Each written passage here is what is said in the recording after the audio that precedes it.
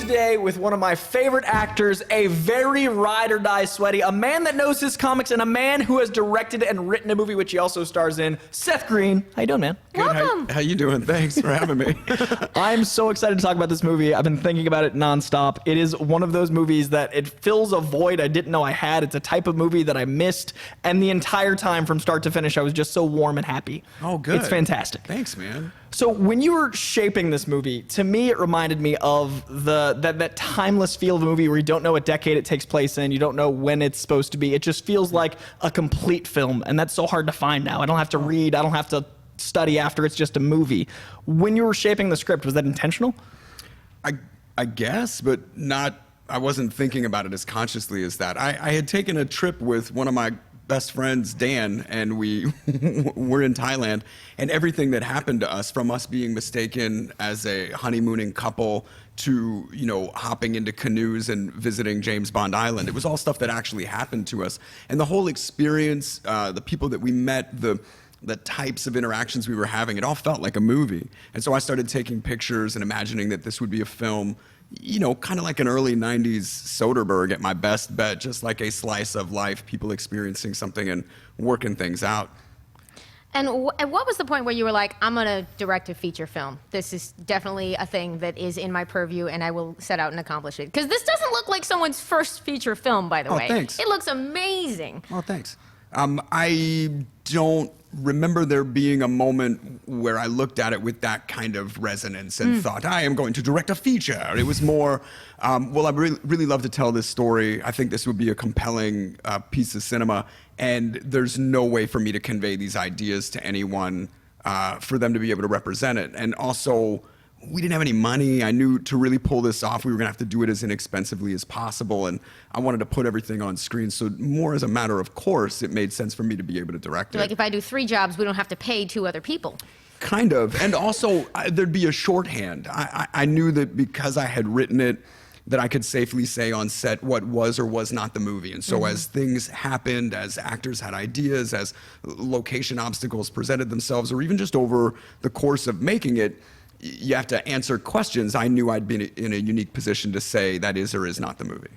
No, you cast a lot of people you know well, and you have that shorthand in that as well. Like, not only just between you, but between you and friends and people on set. Yeah. When you were shaping the story, were there people that you added in late in the game? You're like, oh, that's perfect. Was there like an aha moment with a cast member? Not with the casting, more with the characters. I rewrote the script like at least 6 times completely, where it's the same set pieces and the same basic through line. I'm still talking about the same topics: love and friendship and forgiveness and the life you choose versus the life you think that you're supposed to live. But things evolved over time. Most of the characters I wrote specifically for actors that I knew would be able to handle it, would be able to give me something that was really valuable, and also that were professional enough to just give it to me great in a take or two.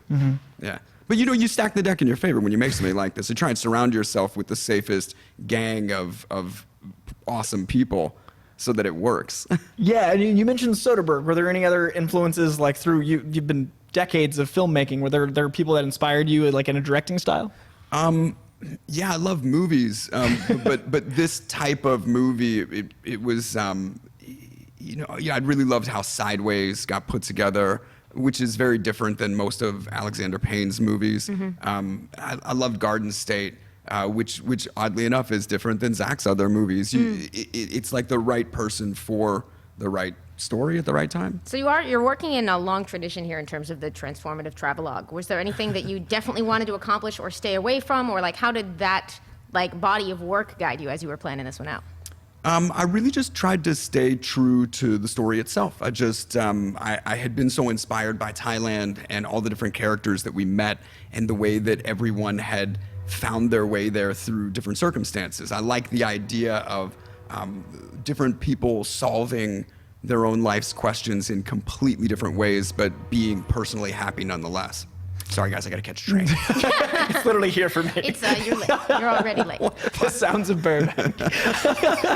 One of the things I really enjoyed, and I don't want to give anything away, so I'm just going to vague book here, but I love that with your career, you've always been able to choose genre content, because I know how much you love genre content of your own, like comics and the sci-fi in that world. And there are so many impossibly subtle things that nod to things that I'm not going to give away, but the entire time I was going like, a nerd made this. Yeah. And was that something on set? Like how early was that a conscious choice? I don't know. I mean, you just have fun with stuff. And once you feel like you're doing diligent service to the story, anything that you add that doesn't compete with the audience's ability to interpret it, I think is fair game.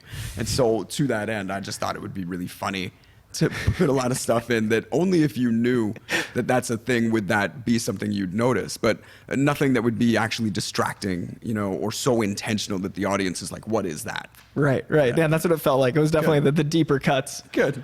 Sorry, go. So you've been making stuff for a long time now. You've been involved in Hollywood for a long time now. What was new and different about this experience, about these challenges? Well, I guess it was just the doing it, like the actual doing it. I've gotten to direct a bunch of stuff. I've gotten to work with a lot of actors. I've been on, I've gotten to work on over 40 movies. So I've gotten to watch actors and directors and producers. I've gotten to see all the things they do right and wrong. And I pay really close attention. So I didn't try to set myself up for something that was so showy, because my goal is not to like, look at me, I'm a director. I really just wanted to tell the story well and make this movie as effectively as possible.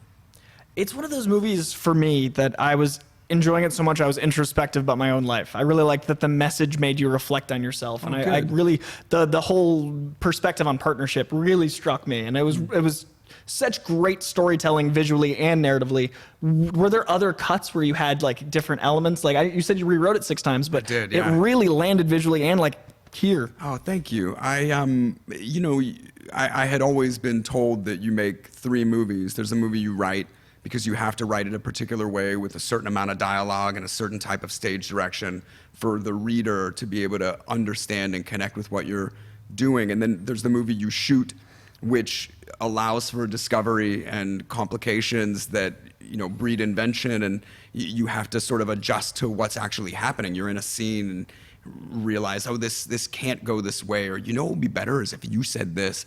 And then there's the movie that you edit, because when you get it all home and you got to make a movie out of it, it just looks completely different. And I wound up being able to trim certain bits of dialogue. In fact, dialogue I thought was the sum total of the point of the movie. I was able to extract in favor of playing a moment just as a look between 2 characters, or something where a music cue took control. Oh, that's beautiful. Yeah. Where you're like, we did this so well that you don't have to actually say what it was any longer. Well, I mean, that's what you hope for, Yeah. but I had heard that from a lot of people, and that I had originally cut a version of it that was 1 hour 47, knowing that I was going to cut a half an hour out of the movie, and then I let friends of mine who were directors or producers or storytellers, and I let them look at it, and I got some incredible advice back. Like, everyone took the time to watch it and tell me something that was very, very helpful. That's fantastic. Yeah. And that can only happen in this, like the collaborative nature of film is so important, and this reads is very collaborative. You also got to be okay with taking the hit when people are saying it's just not working. It's absolutely not working. Like, this doesn't work. I don't like this character. You completely missed this moment. What are you trying to accomplish here? Because it's not playing. And then you as the director are like, well, instead of being like, well, don't you get it? Don't you get it? I'm doing this. You just have to go, okay, well, I clearly haven't done my job well enough if the audience isn't receiving it the way I've intended. For any creatives out watching right now, what was a big learning moment for you? Is there anything that you will do differently for your second film? Well, just as an actor, it is very difficult to, I think I took a lot for granted as a performer. I did a lot of work in advance, and then because I wrote the character, I had an expectation of what I would need on set. And because I was on set, calling action, calling cut in a scene, and I'd give everyone else their information, and then we would just like roll and shoot. I definitely would do that just a little bit differently if I ever do it again. Yeah. But I also didn't take the time to go back and look at takes on the monitor, because that fundamentally wastes time. And when you're making a movie for this little money under these kind of circumstances, you just need it to keep moving. Yeah. So that would have meant a lot of trust in your team, I assume. Yeah, well, like I said, I packed all of the areas with a valuable team and a lot of support. So I had, producers behind the camera would be like, I think we need another one. Or any of the other actors were all very communicative about how it played. Now, I love, he's on the poster, so it's safe to say, Matt Culkin in this is... all the choices he makes, beautifully fantastic. It was so good to see that character. When did you decide to bring your friends to Thailand? Like, I know the inception of the story, but when was the decision to be like, hey, let's actually make this a journey? Was it like a year out? Like, how long was the once it was landed, once you were ready to go? I don't know. I think I had been telling everybody that was cast in the movie that I'd been writing parts for them for several years. Okay. And everybody knew abstractly about this Thailand movie that I was going to try and put together. But I didn't let anybody read the script until I was sure it was at least a version of the movie we could make. And when we started going out and getting financing for it, that's when it became a reality. You don't want anybody to have a bad experience. And I would have been horrified if any of my friends passed after I'd gone through all this effort. Like with Mac, it's a great example. This character, Ian, was a character that my friend Dan and I met when we were in Thailand. There was a guy who was the captain of our snorkel boat tour, and he's not as outrageous or as wild as Mac is in the movie, but the character needs to be more exaggerated for the benefit of the film. And I had always told him that I was writing this part because he was the best person to play it. Mac doesn't care about maintaining his own celebrity or like trying to nurture his career. He's really just quite happy doing whatever he wants to do. And so I was very happy that he gave me the goods on this movie because I think it's an invaluable part of the film. It is, and it's a very funny one, and it's one of the like comic highlights as you weave between tones. Now, did the choice of balancing comedy and drama and all of that for this just come out of this being the story you wanted to tell? Because obviously you've worked in every kind of story there is. Oh, thanks. Well, I had written a version of this that was far harder of an R-rated comedy as one of my first drafts, and it felt just disingenuous to what I was trying to make ultimately. And even though I do like that balance, I feel like the comedy in this movie is less farcical, set piece based comedy and more just sort of the novelty that comes with life. One of the things I liked most was how you slice a life, and that's so hard to accomplish, especially as we get desensitized to life. Like we're in our phones, we're in the world, we're in these spectacle films, and it feels like you're just in that page. So now that we're on Collider Heroes, I got to switch gears to comic books. The opposite. Yeah.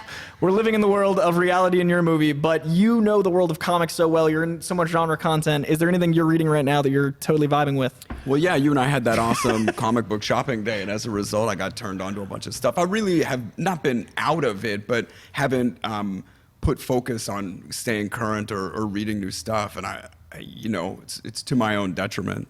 It just means every time you tune back in, it's like, here's a boatload of new amazing stuff. Which is pretty great. I've been enjoying that. Yeah, I've been reading that Zdarsky Peter Parker. Yeah. Which I've been really enjoying. You gave me a couple of those collected works, so I've just been working my way through that. His comedy is insane, and he gets the voice of Spider-Man, I think, super well. Yeah, Spider-Man's my favorite, so... We were talking Spider-Verse right before, and it's been out long enough. I can safely say spoilers are fair game, guys. If you haven't seen Spider-Verse, you're watching the wrong show. Yeah. For your first experience into it, seeing like Sienkiewicz's Kingpin or like Ultimate Green Goblin, seeing all of that come to life, what was that like for you the first time you watched it? I mean, that's like a nerd's paradise. If you love Spider-Man, that movie is everything you'd ever want it to be. But moreover, it is an access portal to the character. No matter who you are or what your background is, you can know nothing about it and watch that movie and really be caught up in wanting to wear the mask or appreciating a world where Spider-Man is that character. Like, I really loved it. You read Ultimates and you think, oh, Miles Morales is a cool character. This take on this is so great. But man, when you see it in the movie, you're like, wow, I'd watch any of these movies. I'd watch the Spider-Gwen movie. I'd watch the Penny Parker movie. Like, I'd watch any of that. I can't wait to see the expansions into it. And when we spoke, Shazam had just come out. We'd just seen Shazam, which is another like life-fulfilling movie. Like, how is this much heart in this character how? Well, Zachary Levi. I mean, yeah, he is Billy Batson, man. Key to that. Yeah. But also, that movie's so well directed and so well written. I think such a crowd pleaser. It's great to have that. So I'm curious, with you having directed now, I hadn't seen your movie at the time. Do you watch movies differently as a director now that you've been behind the camera in a different way? I I mean, I definitely appreciate when something is technically accomplished, but I still very much enjoy getting caught up in movies. I think I'm still a good audience. All your producers, everyone I talked to at the screening had seen it and were still just as they were like, it was like watching it for the first time. It was like fully leaning in. Oh, right on. And that was a real beautiful thing at a screening of all places where like, you know, your suits, so to speak, are fully like there. Yeah, I've been in a vacuum with it. I mean, I've only seen it with 3 audiences at this point, and they're all somewhat predisposed to like it. So I definitely have that. that You're not trusting it yet? Well, I don't know that you ever trust compliments, but it's gaining some comfort with just giving it to people and letting them have their way with it, good or bad. I think that's all I've been trying to achieve. Now, technical accomplishments, we got to talk Endgame, because that has come out since I've seen you. Sure. And Endgame, the third act, we won't spoil just in case, but the movie just escalates to a place that I didn't think that could be a comic on film to that level. Yeah. They gave us Civil War, and that was the first like panel spread, and this was almost beyond comics. I remember seeing in Avengers the first time that Joss photographed a splash page, and you got all of them back to back. I was like, holy cow, we are just living in the greatest time. Yeah. Yeah. I'm curious, watching that as a lifelong nerd, watching this change over time, what has been your perspective on the last couple decades of all this stuff exploding and having so many more people to talk to about the stuff that we've always loved? Well, I mean, I certainly appreciate that all the things that I got my ass kicked over loving in grade school have now become the most financially viable IP on the planet. Like, that definitely is somewhat reassuring that I spent my time in earnest and not in vain through that whole thing.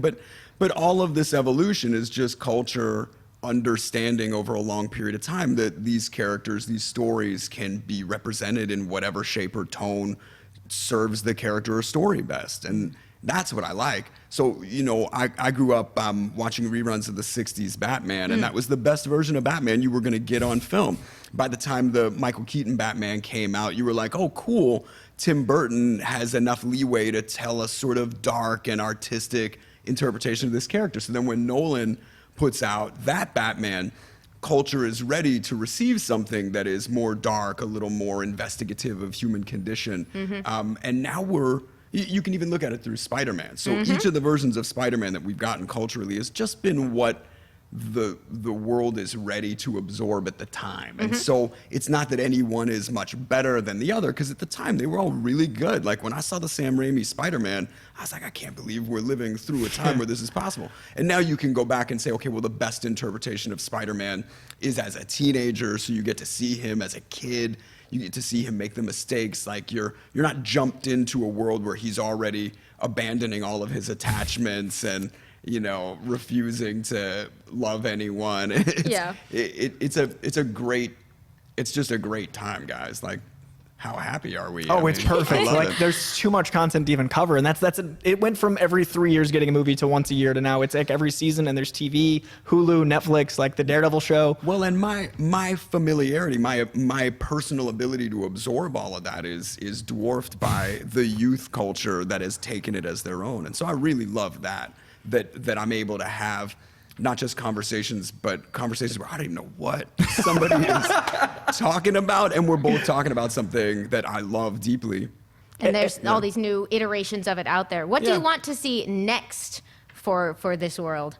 I don't know. I think everybody that's doing it is doing pretty good. So I'd love the same attention and focus on quality, regardless of what the title is or what the genre is. If it's done really well, then it works the same as any of the titles in any of the books, where you can just jump in and find the character you love the most, the one that you relate to the most, whether that's Iron Fist or Black Panther. You're like, oh, I see myself in this, and then there's great, compelling, well-made content for you. It's like a golden age.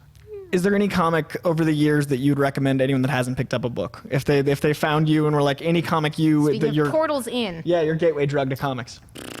That's tough, man, because there's so many things I would say you gotta read this. I always think that Watchmen is a really good definition of real-world application to superhero concept. But then I love the basic wish fulfillment stuff like Spider-Man. Spider-Man and Batman are my favorites, and so you can pretty much jump in anywhere and find something to relate to. Is there anything you want to do from a filmmaking standpoint in the world of comics? Like when I was watching a movie, I thought of Booster Gold like 3 times, and I'm not sure how that leap happened, but I was like, man, I want to see a Booster Gold movie. Maybe Jeff Johns' Booster Gold. Yeah. Right. I don't know. There's a little blue and gold energy to your 2 main characters. I definitely got some Booster Gold flavored. I was like, man, I'd watch that in a second. A slice of life Booster movie. I don't know. I haven't really been drawn to it that way, and I think that's the thing you need as a director is some very clear vision of a particular story. You know, I love Spider-Man, so I could absolutely see myself at some point trying to make one of those stories, but the way it's been represented on film, it's usually so innovative. I'm like, I never would have thought of that. So I really like it in the hands of all the people that it's in. But you, of course, you've had lots of chances to kind of play with these toys, not to put too fine a point on it, over the years in animation. So has that sort of scratched that, like... You've made some of the all-time greatest pop culture parodies, for the record. Thanks. Robot Chicken is an institution. Thanks. I don't know. I mean, I've always loved movies. I've always loved acting. That's always been my priority. There's definitely been a strange, I won't even call it a detour, because it's like a simultaneous highway where getting to so deeply represent my people on film is simultaneous with getting to play other characters that are not considered genre. So I guess I just hope to be able to keep doing that, you know? Well, even amongst friends, capturing chemistry is so hard to do, and Changeland is chemistry through and through. I loved this movie so very much. I can't wait to see it again June 7th. It is out on June 7th in theaters. Check changelandmovie.com out for a list of theaters near you, and you can get it on iTunes day and date on that day, and I cannot recommend it more. I really love this movie. Congratulations, man. Thank you. Thank you so much for coming to Collide of Heroes. My pleasure, guys. Where did you get this shirt? This shirt, Amazon. It's a beautiful new world. It really is. Amazon has it all. Grandma's no Thanos, and Amazon has Ghost Rider. Yeah. Thanks, guys.